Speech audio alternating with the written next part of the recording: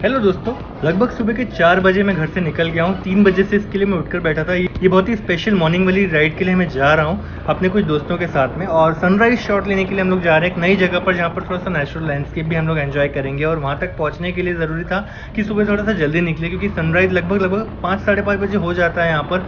और उसके पहले वहाँ पहुँचना है, तो 1 घंटे का ट्रैवल टाइम कंसिडर करते हुए हम लोग 4 बजे ही घर से निकल रहे हैं हर कोई।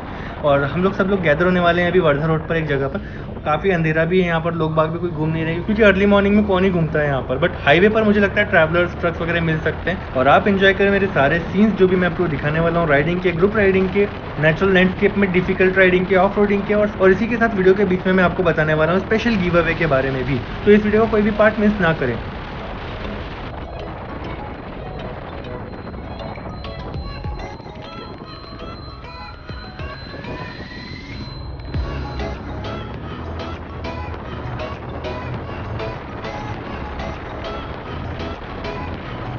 अब एयरपोर्ट के पास में मैं आ गया और यहाँ पर मुझे मिलने वाले हैं सर्वेश भाई। सर्वेश भाई जो है वो अपनी FZS के साथ में मेरा वेट कर रहे हैं। और मैंने थोड़ा सा सिग्नल दिया अपने हेडलाइट को हाई बीम लो बीम करते हुए, तो उन्होंने भी मुझे सिग्नल दिया। और ये रहे सर्वेश भाई। चलो अब सर्वेश भाई को साथ में लेकर के आगे बढ़ते हैं फटाफट। आगे मुझे 3 राइडर्स और भी मिलने वाले हैं, जिसमें से एक है RTR 200 के साथ, एक MT के साथ और एक FZ25 के साथ। तो लगभग ज़्यादातर लोग आप में से गेस कर चुके होंगे कि उनमें से 2 लोग कौन है। ये सबसे ज़्यादा खूबसूरत सीन है फिलहाल नागपुर का। अगर आपको लेट नाइट या अर्ली मॉर्निंग में नागपुर का सबसे खूबसूरत जगह देखना है, तो आपको आना चाहिए शिज भवन वाले ब्रिज के पास में। यहाँ पर जो नए लाइटिंग वगैरह हो रखे हैं, तो उससे बहुत ज़्यादा खूबसूरत हो जाता है सारा नज़ारा।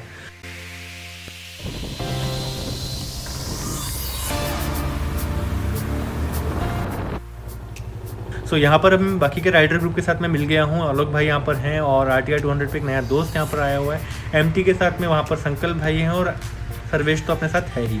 अब यहाँ से हमारी असली राइड शुरू होगी। तो दोस्तों, वीडियो को आगे बढ़ाने के पहले मैं आपको बताना चाहता हूँ स्पेशल गिव अवे के बारे में, जो मैंने FZNs के लिए स्पेशली रखा हुआ है।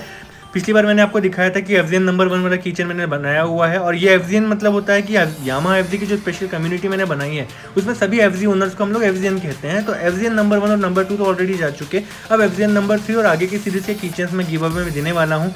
तो जितने भी सबसे ज़्यादा सपोर्टिव एंड लॉयल मेरे सब्सक्राइबर्स हैं, जो FZ के ओनर्स भी हैं, वो लोग इस गिव अवे का बेनिफिट ले सकते हैं। और उसके लिए आपको कुछ भी नहीं करना है। सबसे पहले मेरे दोनों यूट्यूब चैनल को सब्सक्राइब कर लो, मेरे फेसबुक और इंस्टाग्राम पे मुझे फॉलो कर लो।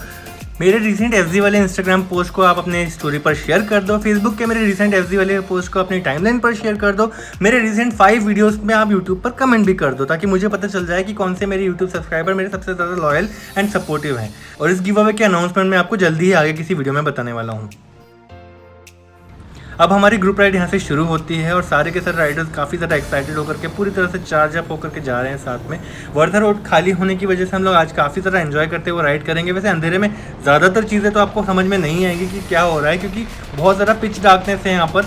और ये पहली बार ही है जब मैं इतने पिच डार्कनेस में ग्रुप राइडिंग कर रहा हूँ, क्योंकि ग्रुप राइडिंग में सारी बाइक्स नज़र ही नहीं आती कैमरा पर भी। और जब तक कि उनके हेडलाइट्स या टेल लाइट्स मुझे नोटिस हो रहे, तब जाके मुझे पता चलता है कि मेरे अपने राइडर्स कौन से हैं और दूसरे राइडर्स कौन से हैं। तो आगे 1 घंटे के बाद में जब उजाला होगा, तब आपको समझ में आने वाला है कौन कौन सी बाइक्स हैं, कौन कौन से राइडर्स साथ में चल रहे हैं। बट मीनवाइल वहाँ पहुँचने के पहले आप एंजॉय कर सकते हैं मेरे ग्रुप राइडिंग एक्सपीरियंस को। और नज़र गड़ा करके ये भी देख लीजिए कि कितने अच्छे मैनर से हम लोग रोड पर राइडिंग करते हैं, कि कौन कौन से रूल्स एंड रेगुलेशंस फॉलो करते हैं। और सबसे इंपॉर्टेंट बात, लॉकडाउन और पैंडेमिक की वजह से हम लोग सोशल डिस्टेंसिंग और बाकी ज़्यादातर सिक्योरिटी मेजर्स ले रहे हैं। प्रोटेक्शन का पूरा ध्यान रखा गया है और सारे के सारे राइडर्स एक दूसरे का साथ बनाते हुए चल रहे हैं। ऐसा नहीं कि कोई रेस हो रही है और कोई बहुत दूर निकल जा रहा है। और अगर कोई पीछे रह भी जाता है, तो उसके लिए रुक कर हम थोड़ा वेट कर लेते हैं या उससे कॉल करके फॉलो अप ले लेते हैं।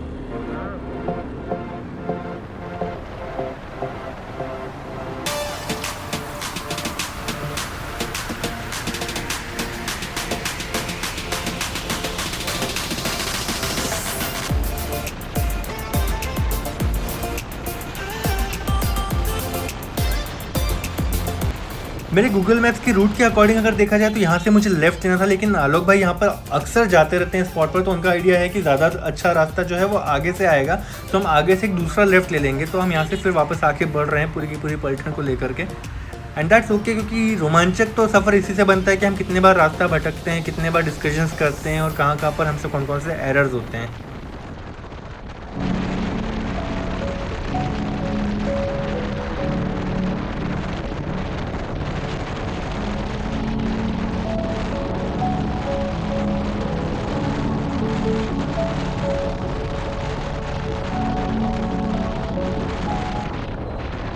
फाइनली वो पॉइंट आ गया जहाँ से हमें एक्चुअल में लेफ्ट टर्न लेना था, बट आलोक भाई ने यहाँ से हमें यू टर्न लेने के लिए सजेस्ट कर दिया।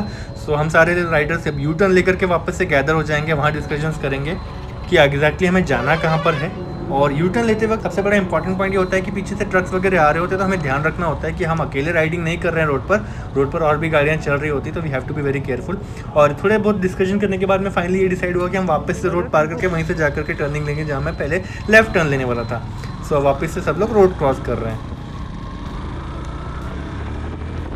अब यहाँ पर थोड़ा छोटा रास्ता आ गया, सिंगल लेन रोड है और थोड़ा सा उबड़ खाबड़ भी है, थोड़े से गड्ढे वगैरह भी हैं, ब्रेकर्स भी हैं, तो यहाँ पर फास्ट राइडिंग तो नहीं कर सकते, सेफ राइडिंग करना बहुत ज़्यादा इंपॉर्टेंट हो जाएगा। और सभी राइडर्स एक साथ बने रहे यहाँ पर तो बहुत अच्छा रहेगा, क्योंकि थोड़ी सुनसान सड़क है, तो अच्छा ही होगा कि किसी राइडर को अगर अपनी बाइक को रिलेटेड या कुछ और तरह से भी कोई प्रॉब्लम होती है तो दूसरे राइडर्स उसका साथ दें और कोई उसको अकेला ना छोड़े। तो ऐसे रास्तों पर जब ग्रुप राइडिंग करें तो ज़रूर ध्यान रखें कि अपन सब लोग साथ साथ चलें, खास करके जब अंधेरा हो। यहाँ सामने डेड एंड आ चुका है, तो समझ में आया कि हमें गूगल मैप्स के अकॉर्डिंग थोड़ा सा पीछे से ही टर्निंग ले लेनी थी, तो वापस फिर से यू टर्न लेना पड़ेगा। मतलब एक और एरर हो गया हमारे रास्ते में, हमारी रूटिंग में। थोड़ा गूगल मैप के भरोसे और थोड़ा अपने नॉलेज एंड एक्सपीरियंस के भरोसे हम लोग चल रहे हैं। लेट्स सी अब असली रास्ता हमको कब मिलता है। एक लेफ्ट लेना था, लेफ्ट यहाँ जाना था। अच्छा हाँ, घुमा के डाल उधर।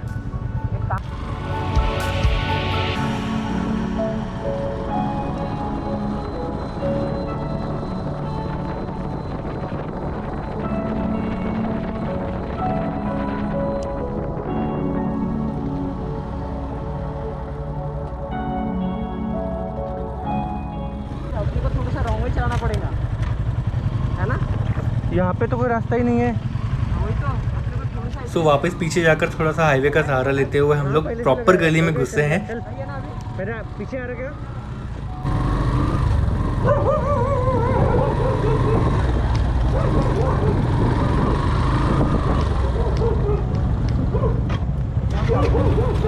लेफ्ट टर्न है आगे।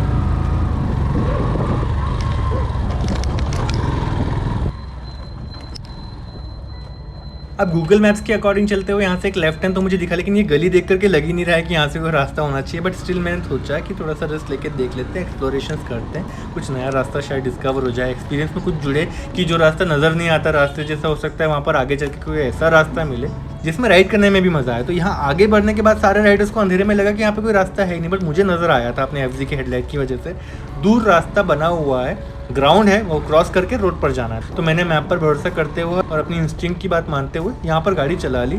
अंधेरे में आपको लग रहा होगा कि गाड़ी चल ही नहीं रही है, रास्ता ऐसा है, बट है एक्चुअली ग्राउंड में क्रॉस कर रहा हूँ और आगे आप देखो मैं रोड पर भी आ गया। तो सारे राइडर्स मुझे देख करके मेरे पीछे पीछे आ गए। और अच्छा है मेरी गाड़ी में इतने सारे लाइट्स लगे हुए हैं, ब्लू कलर की लाइटिंग, ग्रीन कलर की लाइटिंग और हेडलाइट और टेल लैम्प तो है ही। So I was easy to follow. और फाइनली हम लोग एक ढंग के रास्ते पर आए और कुछ लोग नजर आए, ऐसा लगता है अर्ली मॉर्निंग वॉक वगैरह करने के लिए निकले हुए लोग हैं। सो उन्हें डिस्टर्ब ना करते हुए हम लोग फाइनली आ गए हैं रेलवे गेट के पास। चलो कुछ तो एक्साइटिंग हुआ है इस जर्नी में कि एक रेलवे क्रॉसिंग भी आ गई बीच में।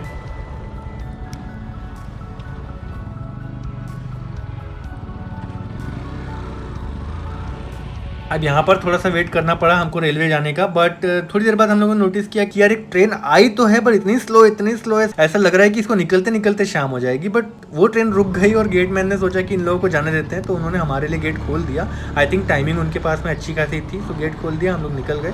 बाद में उन्होंने टाइमिंग के हिसाब से गेट बंद किया होगा आई सपोज। बट यहाँ सारे के सारे राइडर्स इतने ज़्यादा जालिम निकले कि जैसे कि गेट खुला तो सारे के सारे भाग गए और मुझे अपना ग्लव पहनने का टाइम भी नहीं दिया।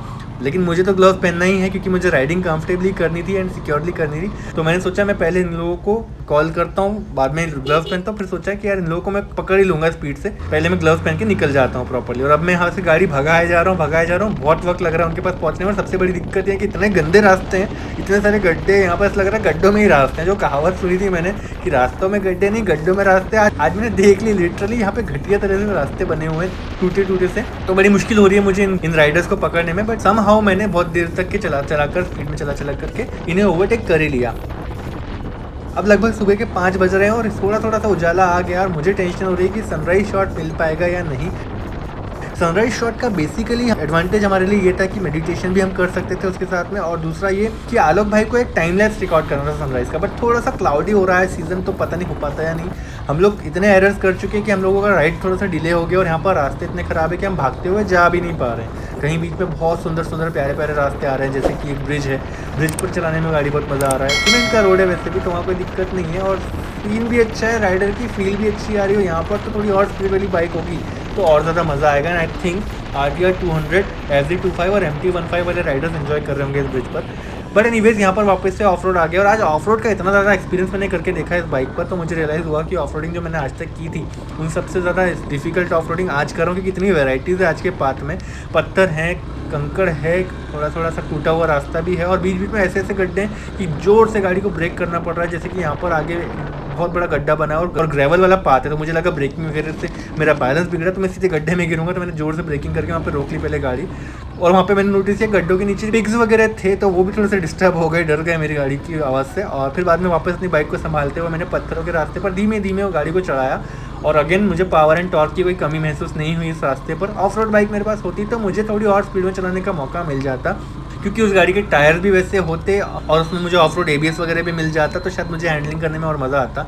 मैं कोशिश करूँगा यहाँ पर एडवेंचर 390 वगैरह लेकर आऊँ किसी समय, बट फिलहाल मेरे पास FZ 150 है और इसमें भी मुझे अच्छा खासा मज़ा आ रहा है, क्योंकि मेरी हैंडलिंग अच्छी हो चुकी है गाड़ी के साथ। मैंने अपनी राइडिंग स्किल्स काफ़ी डेवलप की है, और फाइनली हम लोग स्पॉट पे पहुंच गए हैं जो डैम के एकदम करीब है। ये स्पॉट का नाम है रामा डैम। रामा डैम नागपुर के बहुत ही करीब 40 किलोमीटर की डिस्टेंस पर है, और यहाँ पर आकर के हम लोग सनराइज़ के मज़े भी ले सकते हैं। ये एक अच्छा पिकनिक स्पॉट भी है। अगर सेफ्टी के साथ यहाँ पर टाइम स्पेंड किया जाए तो यहाँ पर काफ़ी अच्छी मेमोरीज भी आप बना सकते हैं।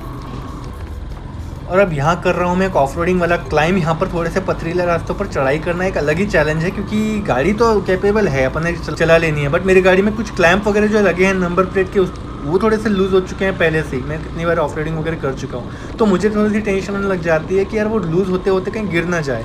घर जाने के बाद मैं एलन की ऑर्डर करके मुझे वो टाइट करना भी है अमेज़ोन से। मैं उसको ऑर्डर करूँगा और मैं आप लोगों को उसका डेमोन्स्ट्रेशन भी दूंगा कि आप घर बैठे बैठे अपनी गाड़ी के थोड़े बहुत नट्स वगैरह कैसे टाइट करो। सो फाइनली स्पॉट पर पहुंच गए। डैम की सुंदरता तो देखो, वाह व्हाट एन अमेजिंग प्लेस। यहाँ पर मैं पहली बार आया हूँ और I am feeling very nice. आखिरी आखिरी का रास्ता डिफिकल्ट था बहुत, पूरी सेटलिंग किया मैं तो। लेकिन हेलो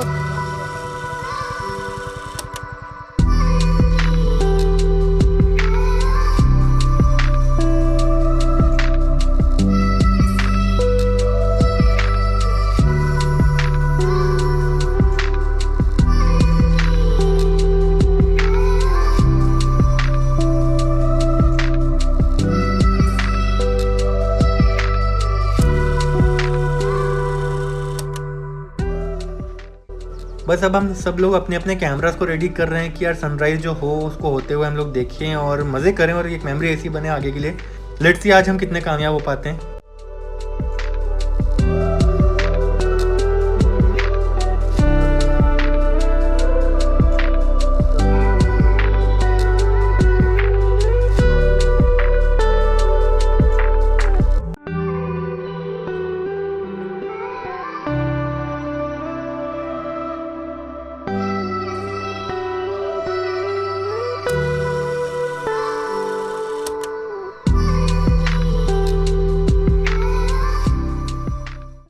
आज सनराइज़ का आनंद पूरा ले पाते अगर यहाँ पर थोड़ा सा क्लाउडी सीज़न ना होता, बट थोड़ा बहुत जितना भी हमें आनंद मिल सका उतना हमने लिया और लुत्फ़ उठाया।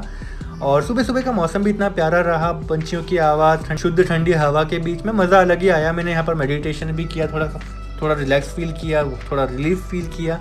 उसके बारे में मैं आके आपको और सीरीज़ बना करके बताने वाला हूँ कि क्या क्या बेनिफिट्स होते हैं अर्ली मॉर्निंग राइड करके मेडिटेशन करने के। फिलहाल आप यहाँ के नेचुरल लैंडस्केप को ज़रूर एंजॉय करें।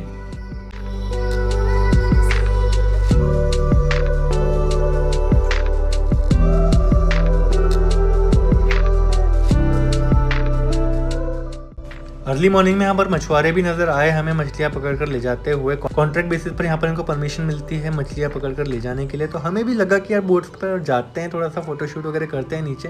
एंड वैसे भी सीन का असली मज़ा तो वहीं से आएगा, क्योंकि डैम के पानी के इतने पास रह करके थोड़ा और अच्छा फील होता है। और यहाँ से सनसेट का व्यू तो इतना प्यारा लगा कि पूरा का पूरा वर्दी हो गया हमारा आज का राइड। जितना तकलीफ उठा करके हम लोग यहाँ तक पहुँचे वो पूरा वसूल हो गया एक्चुअली।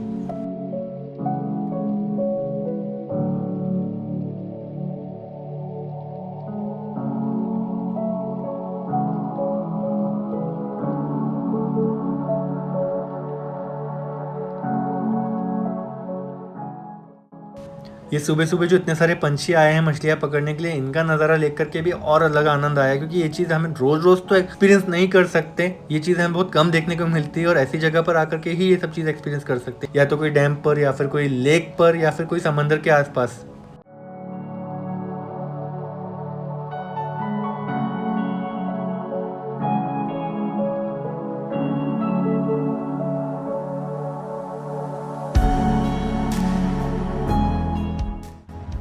अभी रुकना। अब हम लोग इसी डैम के एक दूसरे पोर्शन पर जाकर के भी थोड़ा सा एंजॉय करना चाहते हैं। लेट्स सी वहाँ पर क्या क्या एक्सप्लोरेशन करने के लिए है।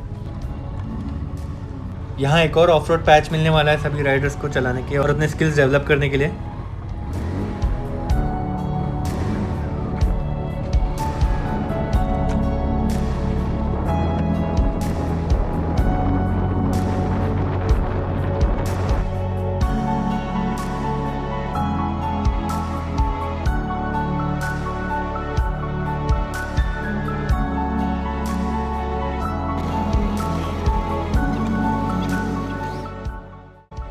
इस लोकेशन पर आलोक भाई को एक एक्सपेरिमेंट करने की सूझी तो हमने उनको रोका नहीं। काफ़ी एंजॉयबल लगा दिखने में, बट बहुत रिस्की है, तो आप इसको इमिटेट मत करो। मैं खुद भी नहीं कर रहा हूँ। तो यहाँ पर सिर्फ 2 राइडर्स हैं, एक MT-15 और एक FZ-25 वाला। ये दोनों राइडर्स यहाँ पर से थोड़ा सा ढलान से गाड़ी को लेकर जा रहे हैं सावधानी से, और हम बाकी के राइडर्स जो है उनके प्रोटेक्शन के लिए थोड़े से तैनात खड़े थे कि अगर उनमें से किसी को भी कोई तकलीफ आती है, डिसबैलेंसिंग हो जाती है, तो हम उनको संभाल सकें। वैसे व्यू तो यहाँ नीचे भी काफ़ी अच्छा है, और हम लोग जब व्यू के मज़े ले रहे थे तो वहीं संकल भाई को अपनी MT-15 वापस ऊपर चढ़ाने का मन हुआ और उन्होंने गाड़ी गिरा दी। उसका सीन तो मेरे पास नहीं है, बट अच्छा हुआ कि बस बच गए, उनको कोई चोट वगैरह नहीं आई। अब हम लोग ऊपर आ गए अपनी गाड़ियों के पास, और नीचे FZ-25 और MT-15 के साथ दोनों राइडर्स जा रहे हैं दूसरी तरफ, जहाँ हमें ऊपर के रास्ते से पहुँचना है।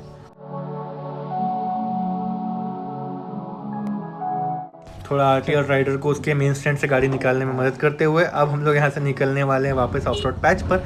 वैसे ऑफ रोड पैच पर मैं ज़्यादा कुछ दिखाऊंगा नहीं, क्योंकि अभी तो यहीं से आया हूँ, तो ऑलरेडी आपको सीन दिखा दिया। बट एक चीज़ है जो मुझे एक्सपेरिमेंट करनी है, मैं भी एक्सपेरिमेंट करूँगा, सर्वेश भी करेगा, कि हम लोग खड़े होकर के बाइक को ऑफ रोड में कैसे चला सकते हैं। दूसरे ऑफ रोड बाइक से सर ऐसा करते हुए कई लोगों को देखा, बट खुद नहीं किया कभी, तो आज ट्राई कर रहा हूँ। और वाह, मज़ेदार एक्सपीरियंस है एक्चुअली ये भी। गाड़ी हैंडल तो हो ही जा रही है, नीचे का व्यू भी अच्छा खासा मिल रहा होगा आपको रास्ते का, कि रास्ता कैसा है। और एक्चुअली ना इस तरह से चलाने से ना जो डिसबैलेंसिंग होने के चांसेस होते हैं ख़राब रास्ते पर, वो थोड़े से मिनिमल हो जाते हैं, तो वो एक अच्छी चीज़ है। अब हम लोग अपने बाकी राइडर्स से मिल गए और फिर से एक रैली रिकॉर्ड करनी है साथ में, लाइन से चलते हुए नीचे की तरफ। और यहाँ पर डिसेंडिंग करते वक्त हम लोगों को ब्रेकिंग का खास ध्यान रखना है कि ना तो गाड़ी को बहुत ज़्यादा तेज़ चलाना है, क्योंकि फिर गाड़ी का बैलेंसिंग करना मुश्किल हो जाएगा, और जहाँ पर भी रुकने का टाइम आएगा तो ब्रेकिंग करने से वापस गाड़ी और स्लिप होती चली जाएगी, और शायद वहीं से घसीटते हुए गिर भी जाए और हमें चोट लग जाए, तो हम वो नहीं करते। यहाँ पर मैंने बहुत प्यारी सी स्टॉपिंग की है, हल्के से टायर को स्लाइड करते हुए, वो चीज़ आपको अभी बाहर से दिखेगी। वाह, आई लव दिस सीन। और यहाँ पर बाकी के भी राइडर्स मेरे साथ आते हुए नीचे बहुत ज़्यादा मज़े कर रहे हैं। अब हमें इसी रास्ते से वापस गुजरना है जहाँ से हम लोग आए थे।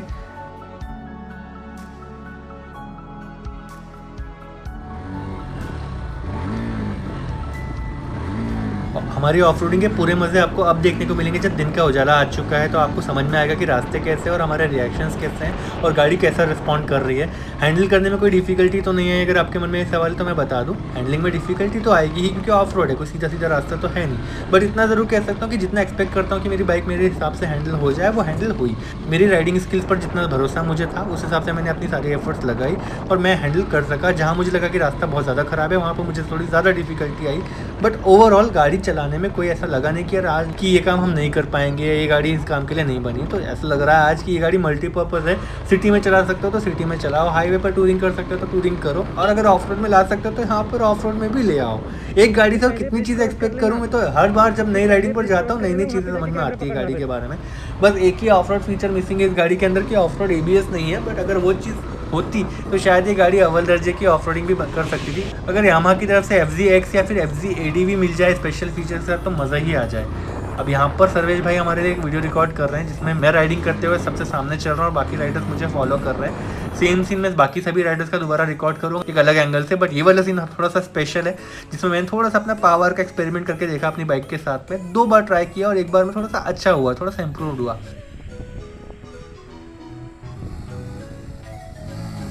MT वाला दोस्त भी मेरे को देख करके थोड़ा सा जोश में आया, बाकी राइडर्स बड़े प्यार से चलते हुए वापस आ गए। और ये सीन अब मैंने रिकॉर्ड किया है बाकी राइडर्स का, जहाँ पर सारे के सारे राइडर्स एक साथ चला रहे हैं और मैं चाहता था ऐसा एक सीन मेरे पास हो अपने राइडर गैंग का।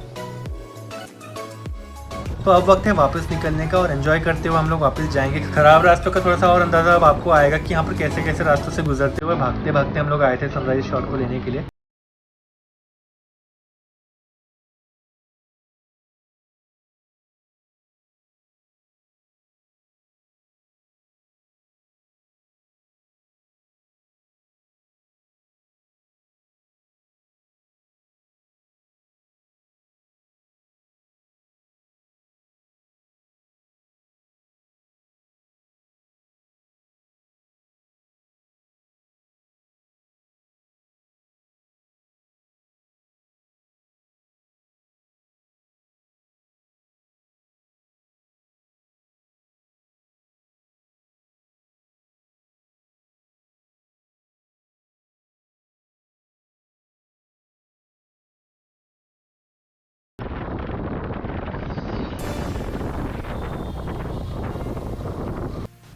यहाँ संकल भाई अपनी एमटी में चेक कर रहे हैं कि कोई कंपोनेंट टूटा या ढीला तो नहीं हो गया है, क्योंकि उनकी गाड़ी गिर गई थी स्टेयरकेस से। बट लकीली ऐसा कुछ नहीं हुआ है, गाड़ी काफ़ी मजबूत है MT-15 भी, अनलेस आपका बहुत बुरा क्रैश हुआ हो रोड एक्सीडेंट में। बट ऐसा कुछ हुआ नहीं था, तो यहाँ पर गाड़ी को कोई खास नुकसान आया नहीं। गाड़ी पे एक भी स्क्रैच भी हमको देखने को नहीं मिला टैंक पैनल पर, which is a great thing about the Yamaha bike.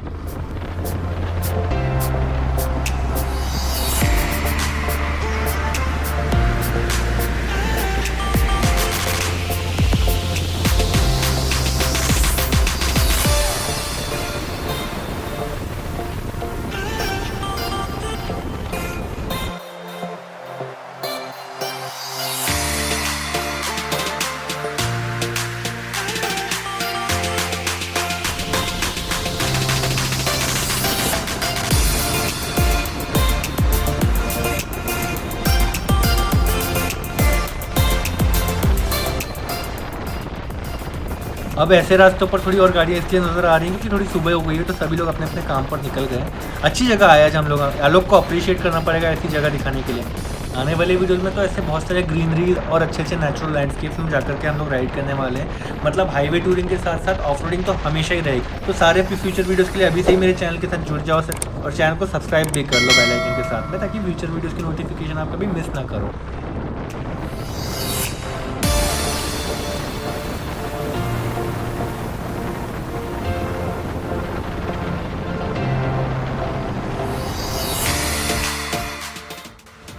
बस यही एक चीज़ बाकी रह गई थी कि एक साथ दो तीन ट्रेन गुजरे और हम लोग वहाँ पर आधे घंटे इंतज़ार करें। खैर हमारे लिए तो आज का राइड एक्सपीरियंस बहुत ज़्यादा रोमांचक रहा। आप कमेंट करके अपना फेवरेट पार्ट बताना ना भूलें, ताकि मुझे भी रियलाइज़ हो कि मेरे वीडियोज़ में सबसे ज़्यादा आप लोगों को क्या देखना पसंद आता है।